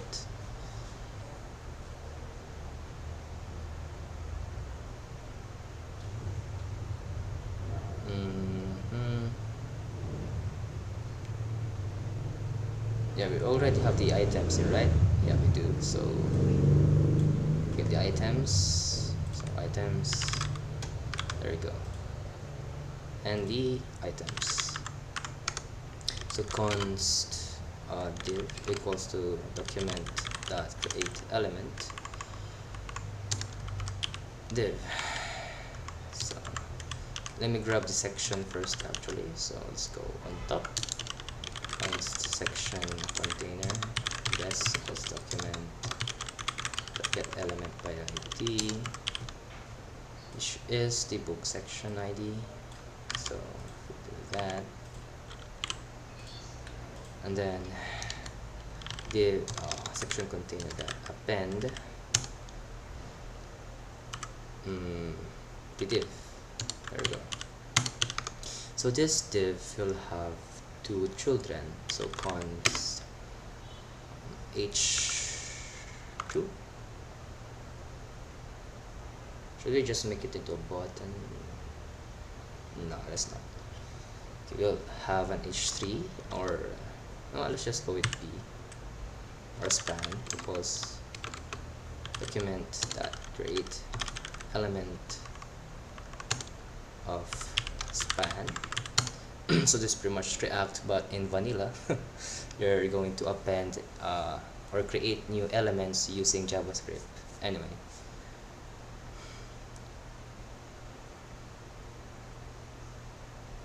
instead of create element. Oh, you know what? Okay, let's do that. Can that be done?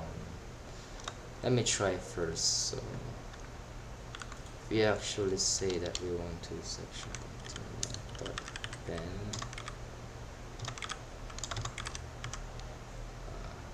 value.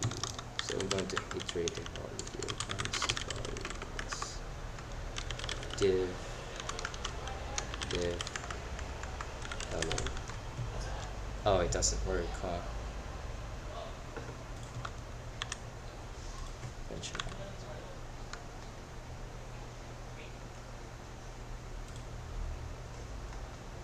See. Yeah, it doesn't work like that. Alright, let's go back to the previous timeline, and it's not here at all. Okay then, we should be almost done now. Oh, the node module is still not deleted. Well, that's surprising. Create element. Ah, right. For each item, there you go. Items dot for each. Okay. Or wait. I think that we should not put the items, but rather the to be stored. Yeah, it should be the to be stored, because that will be the new data. Okay. To be stored. For each items that will be stored, we'll have an item, and in this one, we will create new elements. Okay. Of div. So whichever children or elements we will have inside, we have a span which have the title. Create element of span, and another div, I guess, div2, or let's say content container. Create element of div again, const wrapper of content container equals document dot create element div. So now we can say that, so this one will be the main container, this one will be the title container.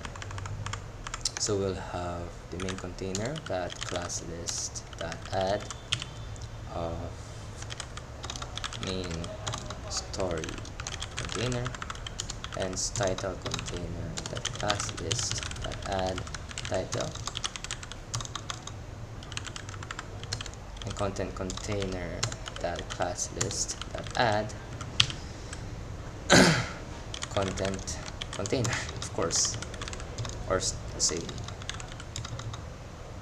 body of story container. Oh, and the wrapper as well, wrapper that class list. See how much work this is compared to using frameworks. Goodness. Wrapper, just a simple name for wrapper. And let me actually put this on top, because this is the correct arrangement of them, and I think that's it. Yeah. Alright, we also need the paragraph, which will have it. So const paragraph, the document that repeats element. So in here we have paragraph that inner text would be, or equals rather, to the item dot as what we've stated or initialized. That would be the content. And for the inner text of the title container, that will be, or text content. So there's two ways to actually manipulate the text content of an element. That would be text content or inner text. And as you can see, the difference here is that this one is a node and this one is for HTML elements.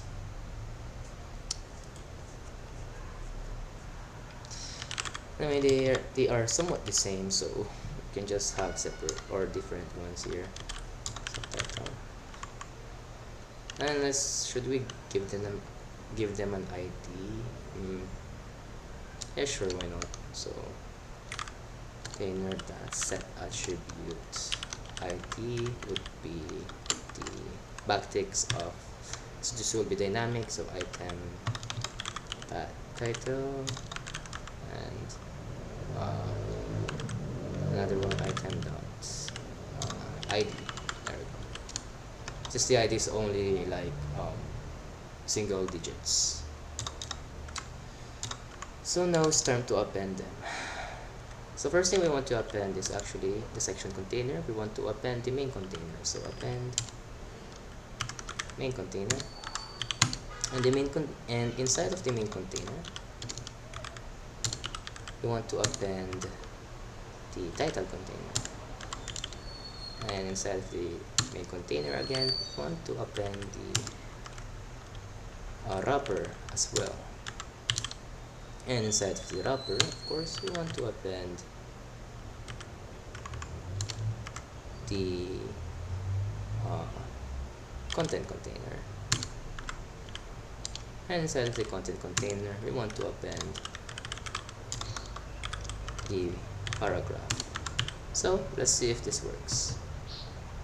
Append child note.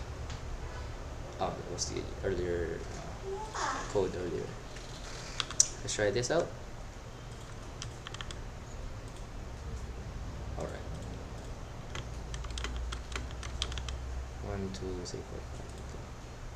Let's see the error.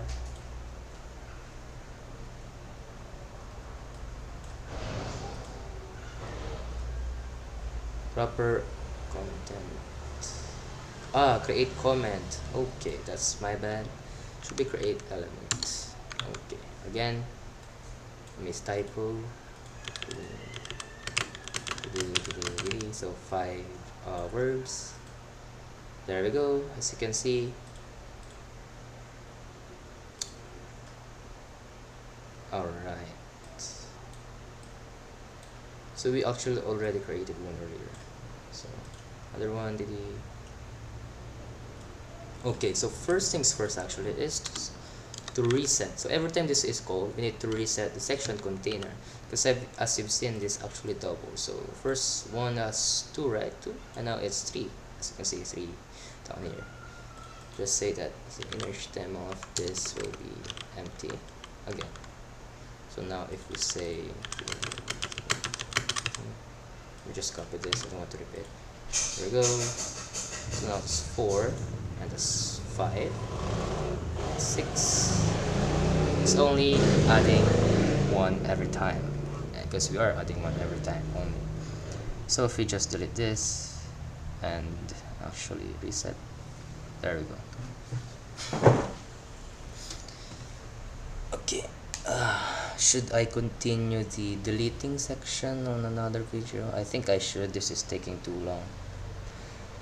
Anyway, yeah, okay, let's continue that on a separate video. It's taking too long and it's nighttime already on my end. Currently 10 p.m. so let's wrap up here. As you can see, I've actually separated them. This one is, it should actually be the renderer kind of file, but alright, let's call it book handler, why not? And the error handler, if you want to handle more errors, then you can specify it there. Custom errors, so you can have if conditions. That's the beauty of JavaScript, really. There are like if conditions, like as you can see here, and stuff like that. Anyway, that's it for today. And to actually see this in action right now, tomorrow I will actually implement the, like, we will remove a story from the local storage, we will add a new one. Oh, we actually already have that. Oops. So viewing them rather. So and you can see that this one is actually working fabulously, as you can see here. Okay, so let's try to make a new one. Say hurry. Oh wait, let me actually centralize this first. Oops. Like that, and extend that to the very end. voila. Okay, this is too long. Again, a little bit more. There we go. So let's say Harry and the misfits. One day, Harry walked along a rough path. There we go. As you can see, it's right there. And we say another one.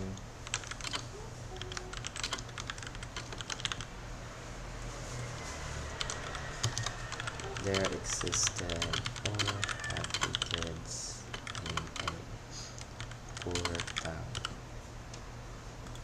There we go. Anyway, that's all for this video. It's too long. I'll continue this one on the next one. Thank you for watching and good luck on your development journey. Bye bye.